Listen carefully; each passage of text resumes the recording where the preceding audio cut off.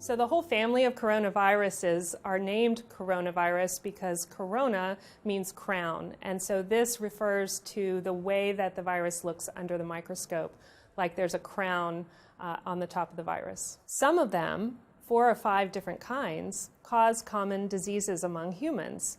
Everything from the common cold to mild or moderate respiratory illnesses. Other kinds of coronaviruses affect animals. And sometimes, on rare occasions, we see coronaviruses jump from animal species into the human population. The 2019 novel coronavirus is getting a lot of attention now because it is a new kind of coronavirus we haven't seen among humans before. The theory is that it may have jumped from an animal species into the human population and then begun spreading. We have seen some people that have died of this disease, and we know that there are already thousands of cases. So people are concerned because we don't yet know exactly how severe the disease will be or how far it will spread. When a new virus emerges, we often have to learn much more about it. And one of the things that we question is, how does it transmit from person to person? We know that most respiratory viruses are spread by large droplets that come out when people cough and sneeze and stay aloft usually for about 6 feet in front of them. They land on surfaces and then can also be transmitted between person to person by touching those surfaces, such as doorknobs or other surfaces.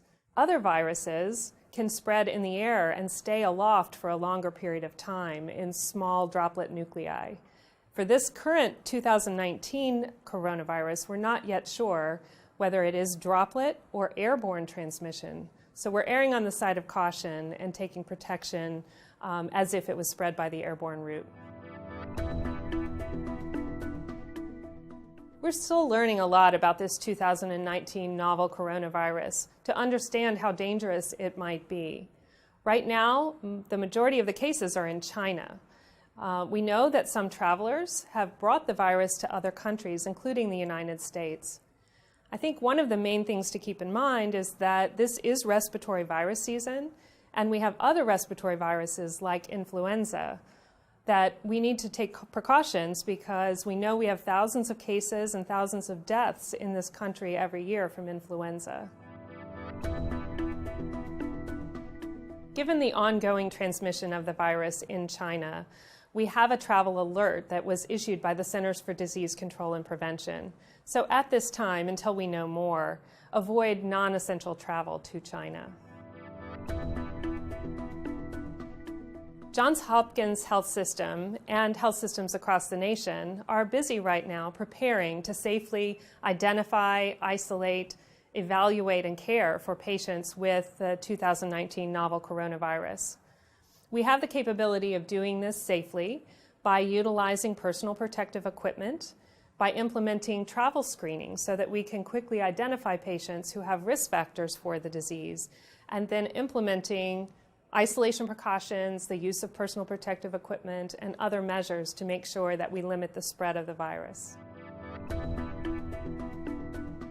At the Johns Hopkins Hospital and throughout our health system, we routinely care for patients infected with diseases that are spread by the airborne route. So we have expertise to do this safely.